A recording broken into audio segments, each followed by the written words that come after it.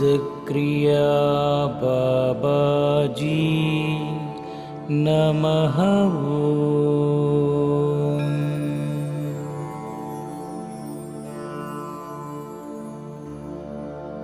ओम सिद्धक्रिया बाबाजी नमः।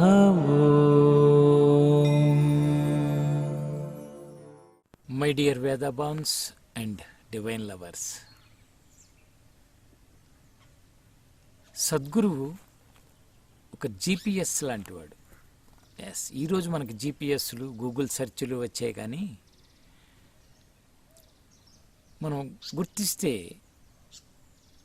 సద్గురువుల స్థితిని గుర్తిస్తే వాళ్ళు కొన్ని విషయాల మీద మనం ఏది అడిగితే దానికి ప్రాక్టికల్గా అనుభవపూర్వకంగా మనకి జవాబు ఇవ్వగలరు. మనకి ఒక ఆన్సర్ దొరుకుతుంది, మార్గం దొరుకుతుంది గురువుల దగ్గర నుంచి. మనకు కూడా వాళ్ళు ఉంటారు.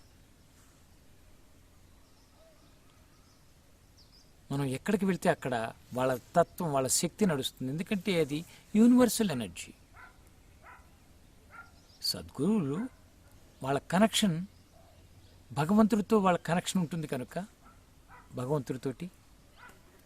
ఎలాగైతే ఈ గూగుల్ సెర్చ్లు ఇవన్నీ నెట్వర్క్ లేకపోతే అవి ఏం చేయవు. మీ దగ్గర మొబైల్ డేటా కానీ వైఫై కానీ ఉన్నప్పుడే పనిచేస్తాయి. అంటే వైఫై, మొబైల్ డేటా ఇవన్నీ ఏమిటంటే శాటిలైట్తో లింక్. ఆ శాటిలైట్తో లింకు ఏర్పడిన తర్వాత ఆ శాటిలైట్ ద్వారా టోటల్గా మీరు అడిగింది ఎక్కడున్నా కూడా సెర్చ్ చేసి ఒక లొకేషన్ అడిగారా, ఆ లొకేషన్ చూపిస్తుంది. ఎందుకంటే అక్కడ శాటిలైట్ దగ్గర ఇదంతా కూడా సాఫ్ట్వేర్ ఇవ్వబడింది. అలాగే భగవంతుడు ఒక గొప్ప శాటిలైట్. భగవంతుడు ఒక గొప్ప శాటిలైట్, ఆయనే. ఇవన్నీ భగవంతుడి యొక్క శక్తుల్ని. మనిషి ఎంత గొప్పవాడంటే అందుకనే ఏ మనిషి తక్కువ కాదు. తాను గుర్తించకపోవడం దగ్గర వస్తుంది సమస్య. తన శక్తుల్ని, తన పరిశీలన, పరిశోధన అతను పెంచుకోకపోవడం దగ్గర నేను చిన్నవాణ్ణి, తక్కువవాణ్ణి అని తనను తాను బంధించుకుంటూ తక్కువ స్థాయిలోనే ఇంతగానే ఆలోచిస్తే అంతే పొందుతున్నాడు, ఇంత ఆలోచిస్తే ఇంత పొందుతాడు, ఎంతో ఆలోచిస్తే ఎంతైనా పొందుతాడు. కాబట్టి కొంతమంది మనుషులే, మనబోటి వాళ్ళే, మనలాంటి వాళ్ళే, చాలా వాళ్ళు ఆ ఇంటలెక్చువాలిటీని వాళ్ళు చక్కగా విశాలం చేసి భగవత్ శక్తి, ఒక శక్తి ఉంది, ఒక పవర్ ఉంది, ఒక ఎక్స్పాన్షన్ ఉంది అనే దాన్ని వాళ్ళు గుర్తించారు. వాళ్ళు భక్తులా కాదా తర్వాత విషయం, కానీ ఆ భగవత్ శక్తి ఏదైతే ఉందో, సూపర్ న్యాచురల్ పవర్, దాన్ని వాళ్ళు గుర్తించి దాన్ని ఉపయోగించుకుంటూ శాటిలైట్ అనే ఒక పరికరాన్ని కనిపెట్టి, చూడండి మనిషే కనిపెట్టాడు, అది భగవత్ శక్తి లాంటిది. ఎస్, అంటే ఒక మనిషి ఋషి అయితే, ఒక మనిషి తపస్సు చేస్తే, ఏ పద్ధతిలో చేసినా తపస్సుగా తీసుకుంటే జీవిత విధానాన్ని కనిపెట్టేయచ్చు. కాబట్టి గురువులు, సద్గురువులు, మహర్షులు వీళ్ళందరూ అలాంటి తపస్సు, అలాంటి పరిశోధన చేశారు వాళ్ళు. ఈరోజు మనం సాఫ్ట్వేర్ ఇంజనీర్లు లేకపోతే సైంటిస్టులు అంటున్నాం. వాళ్ళు స్పిరిచువల్లీ, డివోషనల్లీ వాళ్ళు సైంటిస్ట్స్, వాళ్ళు కనిపించని సైంటిస్టులు. వాళ్ళు సైన్స్కి ముగింపు ఉందేమో కానీ వాళ్ళ సైన్స్కి ముగింపు లేదు, ఆ స్పిరిచువల్ సైన్స్కి ముగింపు లేదు. అది అంతు చూస్తుంది, ఎక్కడికైనా వెళ్తుంది, అనంతంలోకి వెళ్తుంది. కాబట్టి సద్గురువులు అనేవాళ్ళు ఆ అనంతంతో ముడిపడి ఉంటారు కనుక, ఒక భగవత్ తత్వంతో ముడిపడి ఉంటారు కనుక, విశ్వతత్వంతో ముడిపడి ఉంటారు కనుక వాళ్ళు కొన్ని విషయాలు చక్కగా చెప్పేయగలరు.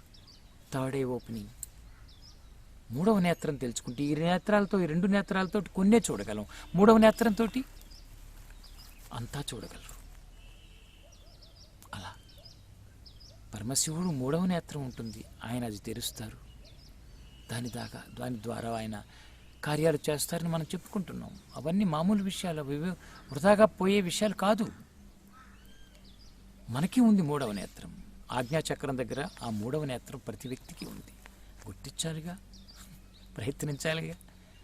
దానికోసం పరిశోధించాలిగా. అందుకనే సద్గురువులు చక్కగా చెప్పేస్తారు. వాళ్ళ అనుభవాన్ని జోడించి సిద్ధత్వాన్ని కలగలిపి, అనుభవం సిద్ధత్వం, అనుభవం ఇంట్యూషన్స్, రెండింటినీ కలిపి వారు మనకి కొన్ని విషయాలు చక్కగా చెప్పేసేవారు. ఎస్, ఒకసారి నా గురువుతోటి విఠల్ బాబాతో ఉన్న అనుభవం చెప్తాను. మేము పూనా నుంచి వల్లభాపురం వస్తున్నాం. తెలంగాణ బోర్డర్ దగ్గరే ఆశ్రమం. దత్త జయంతికి అక్కడి నుంచి కారులో బయలుదేరాం. బయలుదేరినప్పటి నుంచి బాబా బయలుదేరాం అని చెప్పటం, ఎందుకంటే గురువు, ఆయనతో చక్కటి సాంగత్యం, ప్రతి విషయాన్ని ఆయనతో పంచుకుంటూ ఉండటం నాకు బాగా అలవాటు.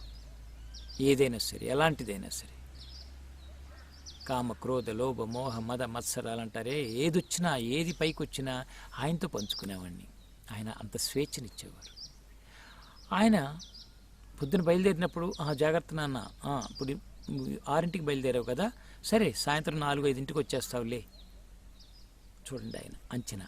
ఎందుకంటే ఆయనకు ఒక అనుభవం ఉంది. ఆ డిస్టెన్స్ని క్యాల్కులేట్ చేయటం, ఒక ఇంట్యూషన్ ప్లస్ అనుభవం, ఆ దూరం ఎంత ఉంది, ఎన్ని కిలోమీటర్లు, ఒక అవగాహన ఆయనకి. సో దాని ప్రకారం 4ంటికి చేరిపోతావులే, 4-5ంటికి వచ్చేస్తావు అంటాం. ఎలాగైతే మీరు గూగుల్ సెర్చ్లో టక్ పని ఆ పోనాటు అని కొట్టినప్పుడు ఇది ఎలా చూపిస్తుందో అలా కూడా ఆయన చెప్పేశారు. అడగలేదు, చేయలేదు.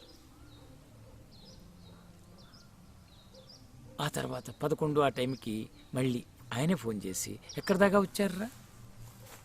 ఇక్కడ ఉన్నాం బాబా, పలానా ఊళ్ళో ఉన్నాం, వస్తున్నాం, దారిలో ఉన్నాం. అదే 11-12 అవుతోంది కదా, మేము ఇక్కడ ఎక్కడో లంచ్ చేసి బయలుదేరుతాం అని చెప్పటం. లంచ్ చేస్తారా? అయితే ఒక పని చేయండి, అలా ముందుకు వెళ్తే కొంత దూరం, ఇంకో 2 కిలోమీటర్లు ముందుకు వెళ్తే అక్కడ ఒక హోటల్ ఉందిరా, ఆ హోటల్లో భోజనం చేయండి. అక్కడ ఒక వ్యక్తి ఉంటాడు, వాడికి నా పేరు చెప్పండి, వాడు మన బిడ్డలే. ఎంత వింతగా అనిపిస్తాయో.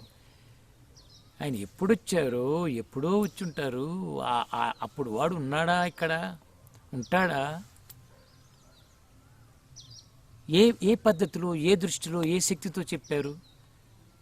మామూలుగా అయితే ఎప్పుడో ఆయన ఈ మధ్యనైతే తిరగట్లేదు కాబట్టి ఆయన ఎప్పుడో వచ్చినప్పుడు ఆ హోటల్ ఉండేదేమో, ఆ హోటల్లో పలానా అతను ఉండేవాడేమో. మరి సరే, ఏదైనా గురువు చెప్పారు కదా, మనం అక్కడ ఏదో తిందాంలే అని చెప్పి, నాన్న డ్రైవర్ తోటి అక్కడ ఆపు, ఇంకో 2 కిలోమీటర్లు ముందుకెళ్తే ఉంది హోటల్, ఆ హోటల్ దగ్గర ఆగుదాం నిర్ణయించుకున్నాం. వెళ్తుంటే ఆ హోటల్ దొరికింది. లోపలికి వెళ్తే ఆ వ్యక్తి ఉన్నాడు. అక్కడ ఉండటం ఆయనకి తెలిసి చెప్పారా? ఎప్పుడో కొన్ని సంవత్సరాల క్రితం ఆయన ఈ మార్గంలో వచ్చి ఉండొచ్చు. వచ్చారో లేదో కూడా తెలియదు, ఎలా వచ్చారో తెలియదు. అవన్నీ మనకు అందనివి. కానీ ఆయన పక్కాగా ఫలానా వ్యక్తి ఉంటాడరా, అక్కడే భోంచేయండి, అక్కడ బాగుంటుంది రుచిగా అని. అక్కడ నిజంగానే ఆ వ్యక్తికి చెప్పగానే, విఠల్ బాబా గారా, ఓహో ఆయనకి నమస్కారం చెప్పండి, ఆయన ఆశీస్సులు నాకు ఎప్పుడు ఉంటాయి, ఆయన నాతోటే ఉంటారు. ఏమిటి? GPS. హోటల్ పేరు చెప్పారు, హోటల్లో ఉన్న వ్యక్తి పేరు, వ్యక్తి గురించి చెప్పేశారు వివరాలు. Sadhguru is great GPS. ఈరోజు GPS అని పిలుస్తున్నాం. Guru's power, that is all guru's power. Yes, ఈరోజు మనం వాటికి రూపాలు మారుస్తున్నాం. మనిషి పూర్వం ఒక రకంగా ఆశ్రయించేవాడు, ఇప్పుడు ఇంకొక పద్ధతిలో, ఇంకొక ఫార్మేట్లో అదే శక్తుల్ని మనం కొత్త పేర్లతోటి అనుసరిస్తున్నాం. అంతే తేడా.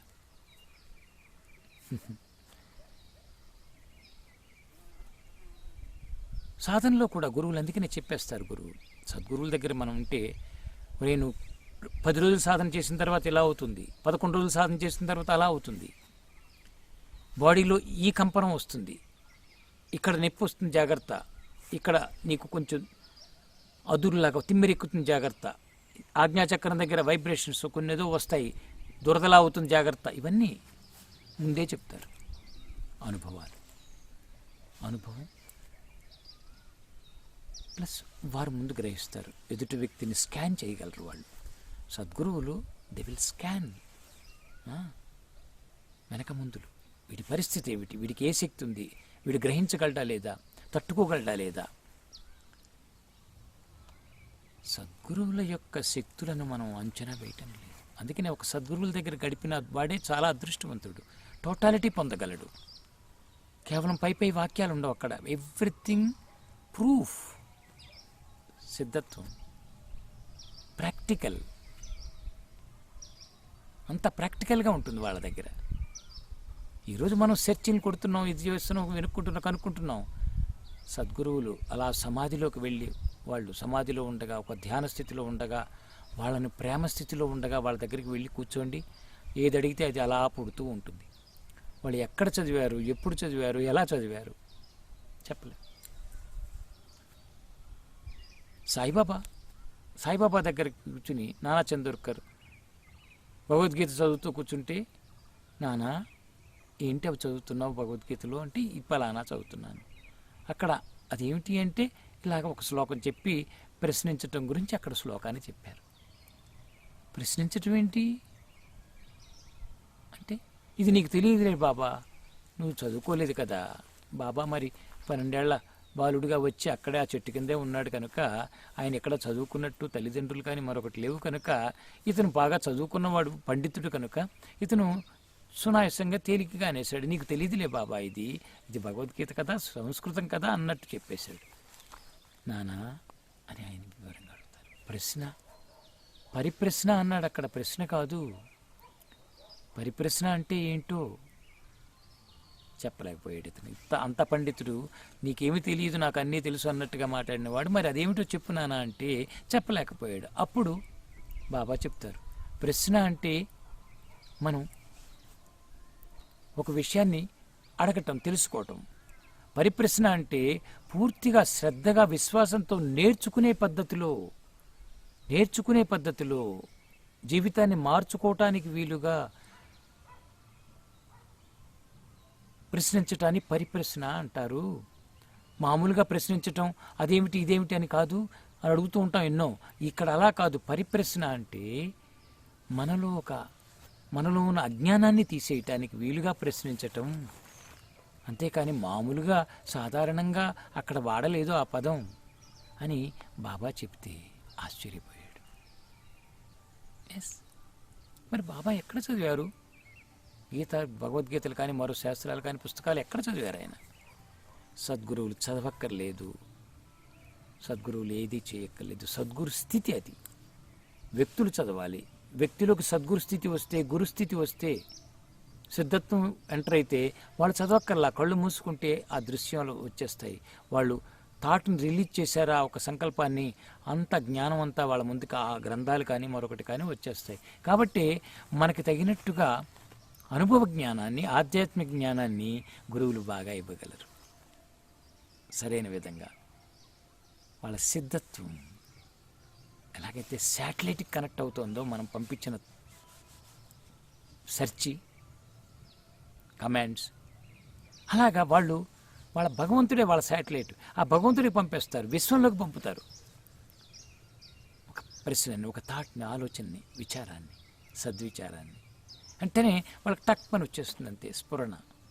అది అలా అవుతుందన్న, అలా ఉంటుంది, నువ్వేం వరి కాకు, భవిష్యత్తు అలా జరుగుతుందిలే, నువ్వు ముందుకు ధైర్యంగా వెళ్ళిపో, ఇలాంటి అడ్డంకులు కూడా వస్తాయి, అక్కడ ఇలా పడిపోయింది, అక్కడ అలా జరిగింది చెప్పేస్తారు వివరంగా, మన ప్రయాణం గురించి, జరగబోయే దాని గురించి కూడా.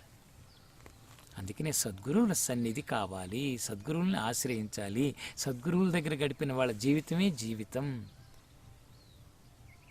పడిపోవటం ఉండదు, ఇంచుక ఓడిపోవటం ఉండదు. హాయిగా ప్రతిక్షణం నేర్చుకోవటం, హాయిగా ముందుకే మనం భవిష్యత్తు దొరికిపోతూ ఉంటుంది. అది కాబట్టి సద్గురువు ఒక గొప్ప ఆల్ ఇన్ వన్.